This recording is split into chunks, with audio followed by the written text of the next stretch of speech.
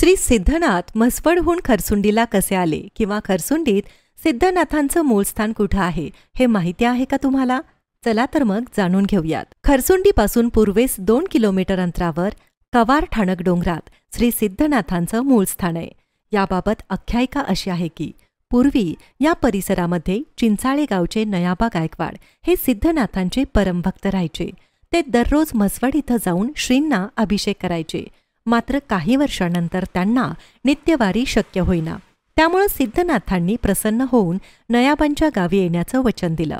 त्यानंतर कार्तिक वद्य अष्टमीस नयाबा या परिसरात आपल्या गायी चारत असताना एका कपिला गायीच्या आचळातून खरवसाच्या धारा वाहू लागल्या. त्यातून शिवलिंग आकारास आलं. सिद्धनाथांनी आपली इच्छा पूर्ण केल्यानं भक्त नयाबा हर्षित होऊन नाचू लागले. पुढे हे ठिकाण तीर्थक्षेत्र खरसुंडी म्हणून उदयास आलं. आजही या ठिकाणी डोंगरावर पुरातन दीपमाळ, पादुका, पाण्याचा कुंड अस्तित्वात आहे. रविवार, पौर्णिमा व यात्रा कालावधीत भाविक मोठ्या संख्येनं डोंगरावर जाऊन या मूळ स्थानाचं दर्शन घेत असतात. या ठिकाणी वन विभागाच्या माध्यमातून अनेक विकास कामं करणं शक्य आहे. नयाबाच्या या भक्तीमुळं सिद्धनाथांनी त्यांना आपल्या उजव्या बाजूस स्थान दिले.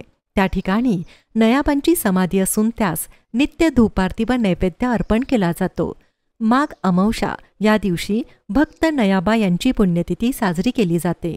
आजही नयाबांचे वंशज धूपारतीला आपली नित्यसेवा देत असतात.